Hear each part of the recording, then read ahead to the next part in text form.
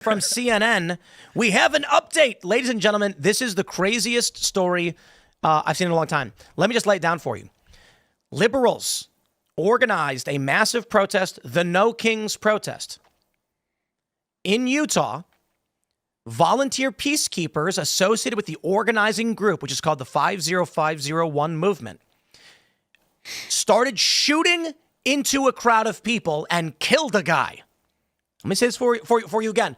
I know that y'all who watch this show have seen us talk about it, but for some reason, this story died instantly. And I don't know why every single conservative isn't just coming out and freaking out about it, calling them out. Let me say it again. These are not far leftists. These are liberal protest organizers for No Kings shot and killed a guy. And to make it crazier, the police arrested the guy they were shooting at. This is the craziest story. Okay, so in Utah, there's this Antifa guy. And you're making me defend Antifa, but I will defend this guy. He was legally carrying a rifle. He did nothing as far as we can tell. Maybe I'm wrong, but right now, the news reports that we have and the video we've seen, he's just walking down the sidewalk, open carrying. Two peacekeepers draw. They yell at him. And then in the video, you can see before the dude even reacts to what they're saying, one of the guys opens fire, firing 3 rounds at this dude, missing him and killing a random guy. The crazy thing about this story is the police arrested that guy and they called him the shooter. But now CNN's reporting, check this out, Utah No Kings protest, what we know about the fatal shooting. And so this is the latest update. Newly released video appears to show the man arrested on suspicion of murder for the death of an innocent bystander at No Kings protest was Saturday walking away with his rifle pointing down moments before a volunteer peacekeeper opened fire in his direction, according to KSTU. That's somebody's phone? No. The bystander, Arthur Falasa Alu, was shot and killed by a peacekeeper who was aiming for the man with the rifle, believing him to be an imminent threat. I'm just going to say it right now. We've talked about it with the law of self-defense, gentlemen, and Branca. But there's imperfect self-defense, but I don't even know how you play this up of there was a guy walking down the street with a rifle, so you shot him because you were scared. Yeah. I don't see how you can, at least the way that it's laid out here, I don't see how you could consider anything else.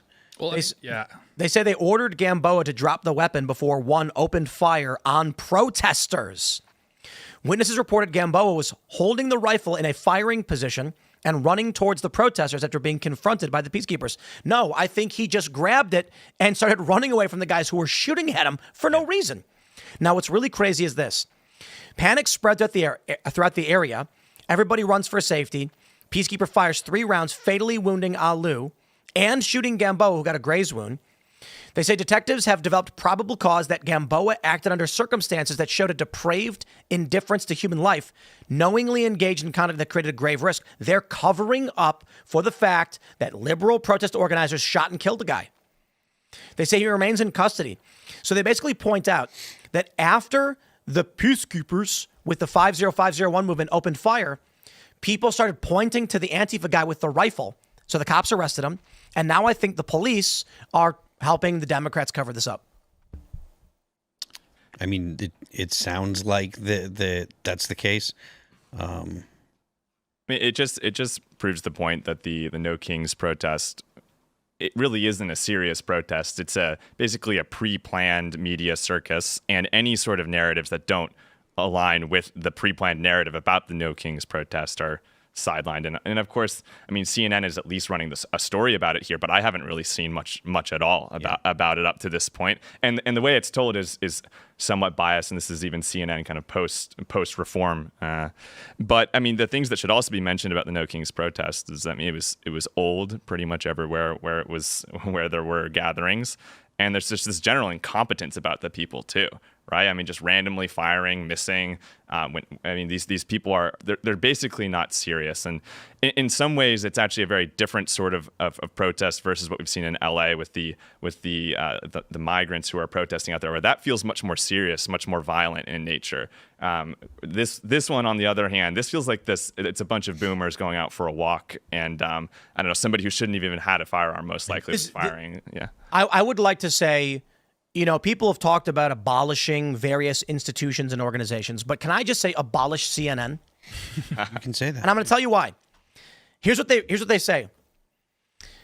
New video obtained by KSTU shows a different angle of the shooting, challenging the original narrative. Police first said witnesses reported Gamboa pointing his rifle and ran at demonstrators after peacekeepers told him to drop his weapon. But the new video appears to show Gamboa's rifle pointing toward the ground, and he doesn't start running until after the peacekeeper fires his gun. The video also shows Gamboa jogging along the protest route and then ducking behind a fence, a move the peacekeeper told detectives he found suspicious. Gamboa can be seen on video through the slats in the fence, and it appears he bends down.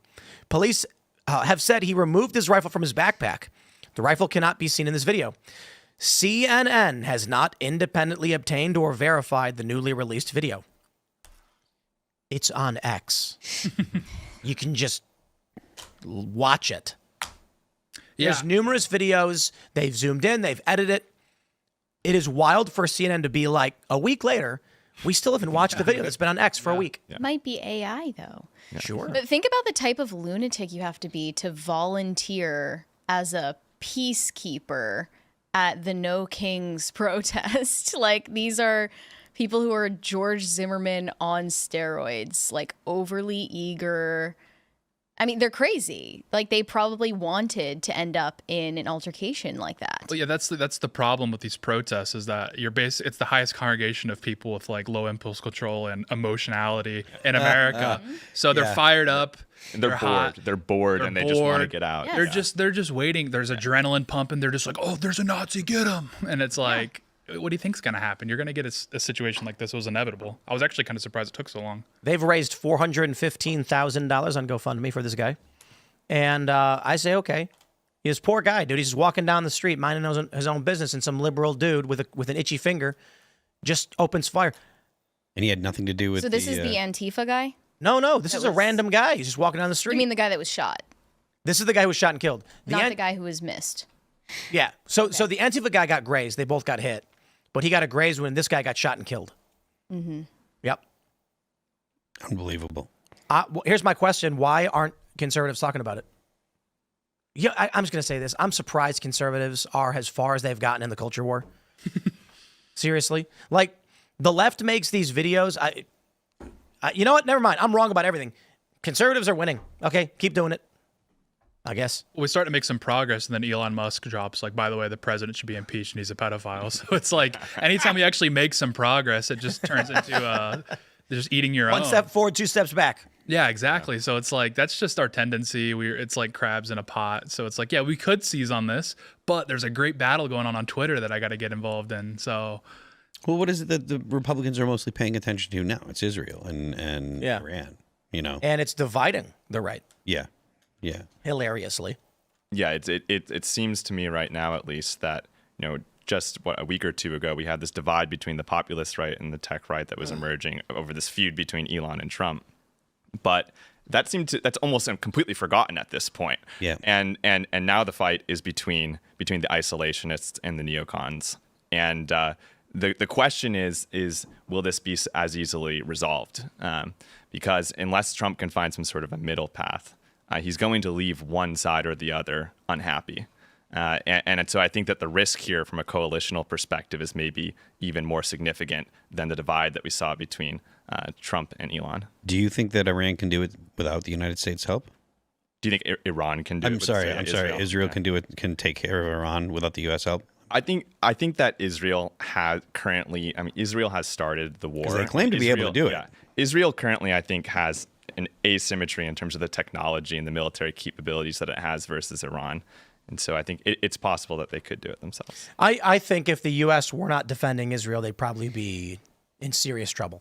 And there's questions, we talked about this the other night, but I was watching more again on Fox, that Israel's starting to run out of interceptors. So we'll see where that goes.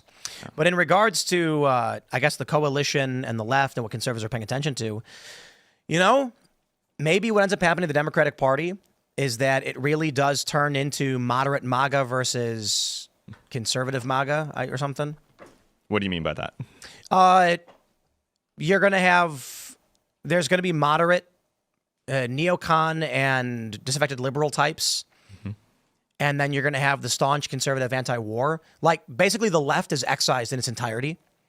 And you're going to start seeing liberals becoming disaffected with the Democratic Party, as we are, joining the Republicans, which will create a new left-right dichotomy where you have the left wing of the Republican Party and the right wing of the Republican Party, and that sets the tone for the new political landscape. I mean, you already kind of see it with the Tucker Cruise interview where you're seeing people on the left like, I hate to say it, but Tucker's a great, he did a great interview here. I got to take his side. So it's like, yeah, we're already kind of seeing the left filter into the right's positions on these issues. And yeah, there could be a point in the next few years at this rate where, yeah, they're just completely out of the picture and they have to take sides with the current Republican dichotomy. Thanks for checking out this clip from Timcast IRL. Make sure to watch the show live Monday through Friday at 8 p.m. Subscribe to this channel, and we will see you all there.